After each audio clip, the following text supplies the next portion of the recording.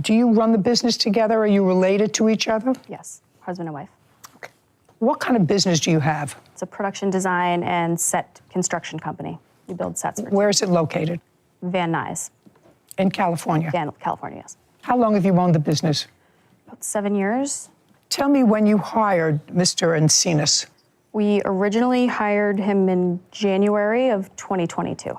To do what? Welding and fabrication. Did you have experience in that, Mr.? Oh, yeah, 25 years. How much were you paid when you were originally hired? $39.75 hourly, and promised to be in the union. $39.75 hourly. Mm-hmm. Did you get paid once a week? Once a week, every Wednesday. By check or cash? Direct deposit. Is that correct? I believe it was $39.50, but yes, the rest is... Direct deposit? Yes. This is what your case is about. At some point, you determined that you had overpaid Mr. Encinas. When did you discover that you were overpaying Mr. Encinas? We discovered the error on September 22nd, 2022. And had you been consistently overpaying him since January? No, so it's a little bit complicated. We have two companies, one is union, one is not. In April of 22, we hired him with our non-union company to perform a different non-union job, and that is when the error occurred with that company and that payroll company. He was entered into the system incorrectly by my bookkeeper, who's here as our witness today. Okay, it was still direct deposit. Correct, yes. The net that was deposited into his check when he was working in the union shop was how much? I would estimate $1,800 to $2,000. Well, don't estimate, that's what we're doing here. I don't have an exact figure of how much he netted every week. It was different every week on every job. Because he worked different amount of hours. Different hours. So he worked different hours. So the direct deposit was different for each time. Sure.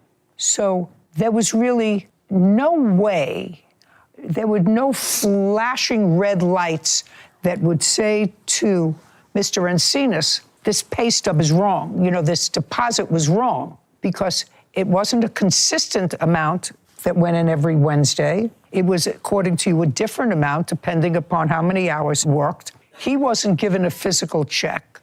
Money was put into the bank by a direct deposit. That's what you said. That's correct.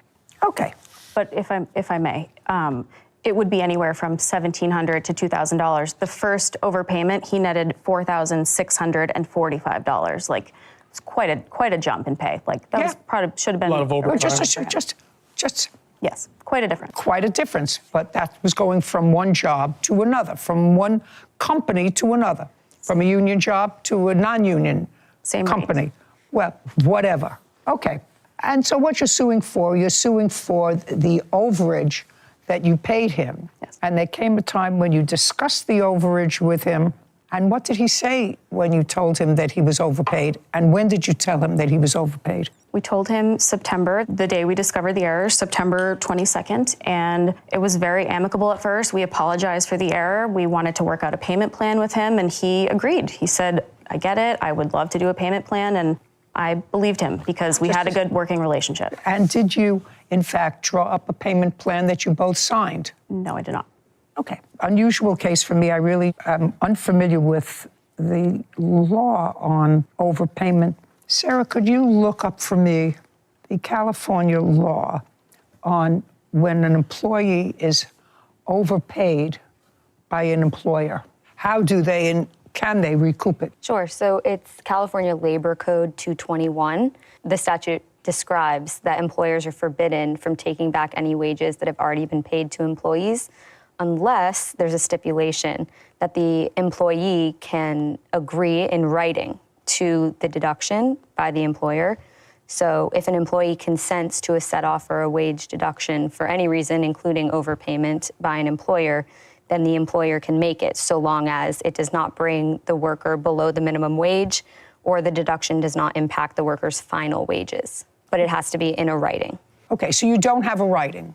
Well, we have it in email where he did agree to a payment plan. We never formally, I didn't have my attorney draft up a formal agreement, no. You don't have an agreement, one that he agreed to, but you started taking money out of his pay, correct? With his knowledge, a small percentage. Doesn't matter. You started taking money out of his pay when? He was working for us at the time when we caught the error. No, in September. So September the third week of September. And at that time, how much do you allege that he was overpaid? $6,595.41. And what did you start to take out of his pay? It was $276 that first time. Where did you come up with that number? I would have to refer to my bookkeeper, Danny. I don't exactly remember. It says 7 hours, less 7 hours. That wasn't his full paycheck. It was a small percentage of what he was making that week. You're the bookkeeper? Yes, ma'am. Could you stand up for one moment?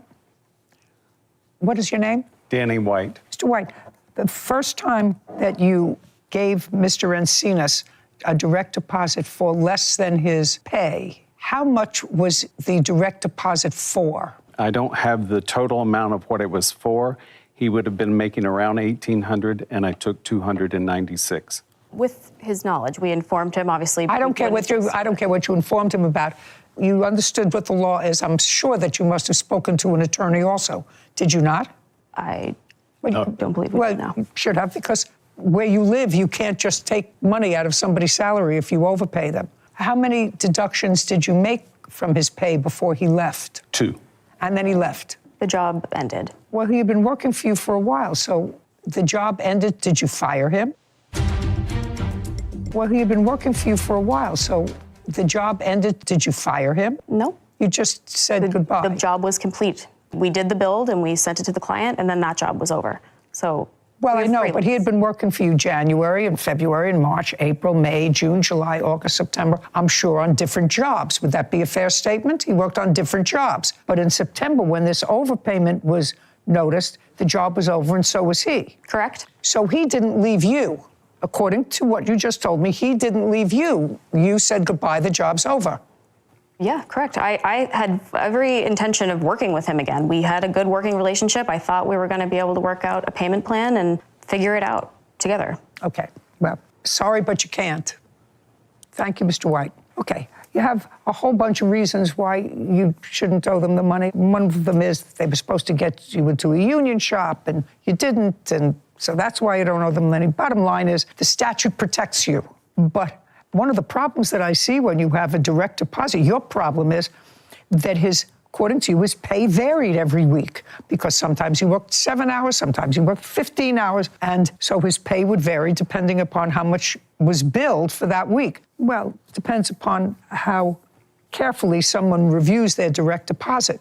You know, if you review your direct deposit and you have money coming in to a checking account and going out, you don't watch it that carefully over a relatively short period of time, because it was a relatively short period of time. And the law protects Mr. Encinas from you recouping that money unless he agrees to it, and the agreement has to be in writing. Is that what you just told me the law is in California? That is the Labor Code 221.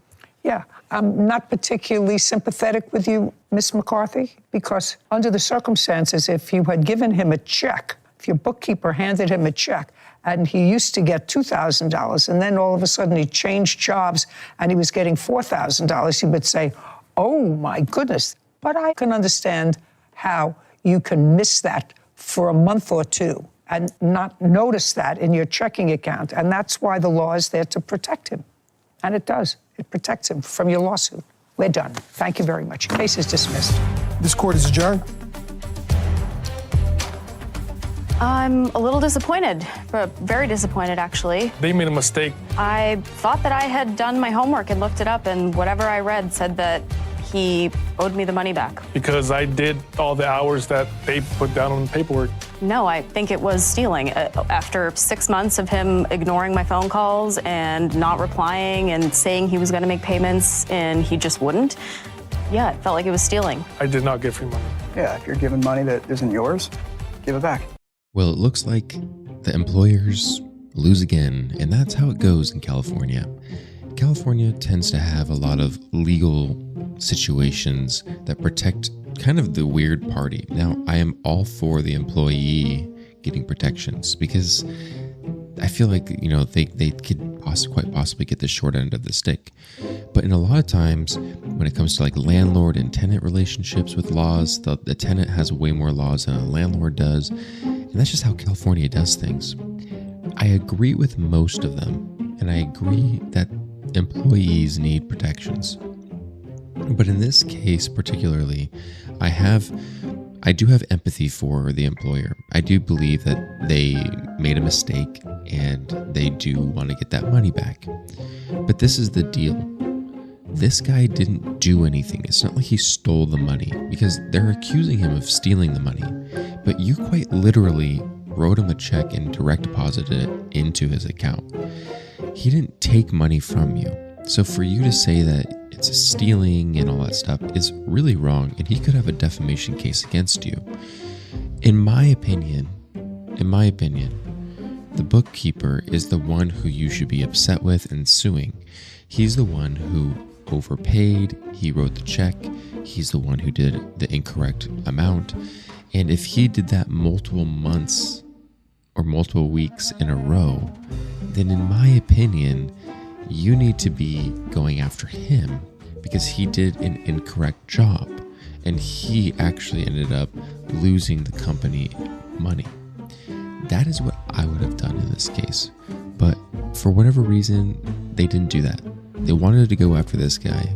And I feel like, it's easy to go after that guy because he's the smaller guy, he probably gets paid less, and he's probably just like, just a random, worker that you could just get. And I feel like this is the wrong way to do it. But I want to know what you guys think. Do you believe that they should have gotten their payment back? Do you believe that an email is enough for asking for repayment in writing? Or do you believe that the bookkeeper should have been the one to be sued? Let me know what your thoughts are on this. Let me know.